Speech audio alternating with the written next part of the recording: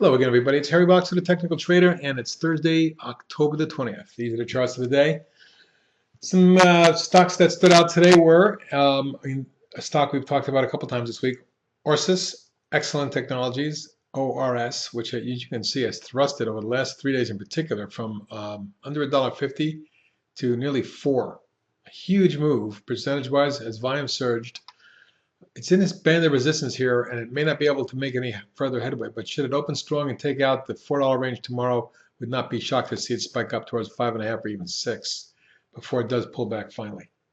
URRE, uranium stocks are acting very well, and in particular this one of late has acted extremely well. You'll see that the spike down in early October was reversed around $0.50, and since then it's almost tripled. With today up another 31 cents or 28.7%.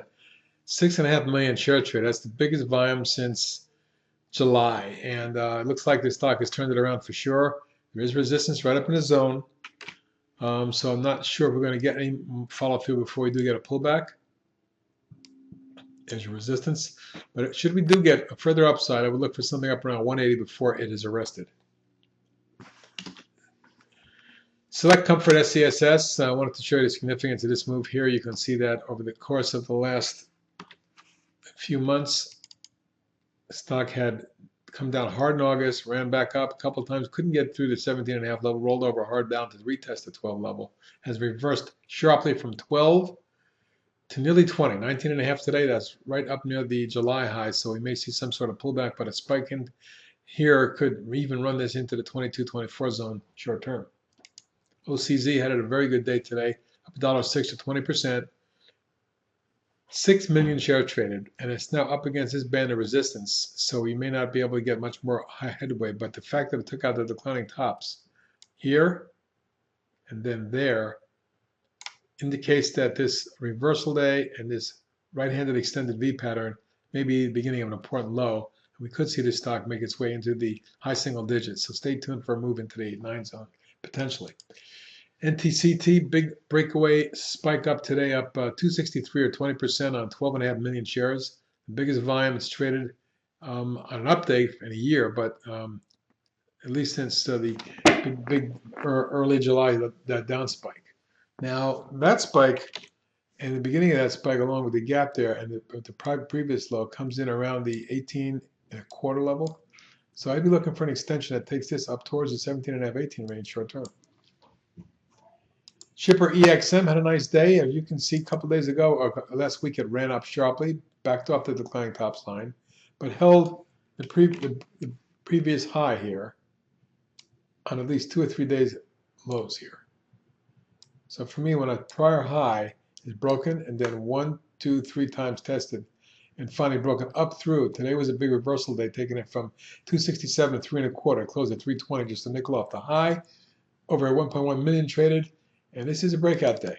Right now, it looks to me like at least a move up towards the 3.5, 3/4 range, maybe as high as 4, could take place short term before we pull back.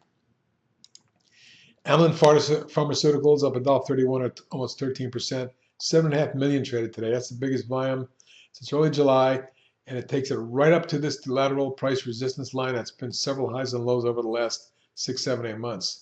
At this point, if you do get a follow through, I would look for a move to test the 13.75 to 14.5 zone. That's my short-term trading target for AMLN. Another junior biotech, Cubist, had a big day today. I believe this is the highest level it's reached. That's right, since 01. That's 10 years, folks. Highest level in 10 years. That's significant to me, and indicates to me that there may be some more upside, particularly because the May high was just taken out slightly today. Although it is at the top of this channel right here, if we do get a thrust, we could see something pop into the mid-40s here. Halozyme had a big pop through 2 days ago. We showed you that. And yesterday was a quieter inside day. And today it reversed and went back up again, up 53 cents or 7.37%, 1.16 million traded, almost 1.2 million. And the significance of that move, if you can see, first this line was taken out. And now we're testing the highs up here.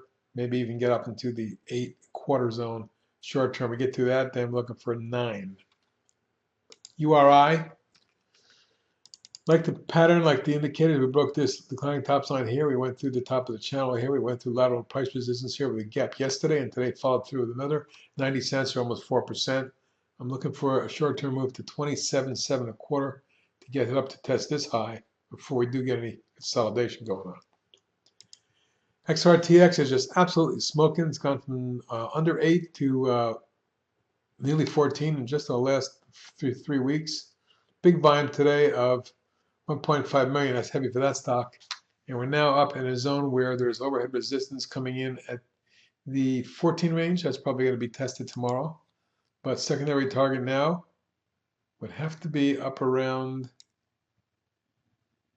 this zone up here, across these highs, and around the $17 range. So let's call 17 a short-term trading target. However, having such a short-term thrust straight up without no consolidation, we may very well see a pullback towards 11.5, 12 before we make some move up there. But what to keep an eye on.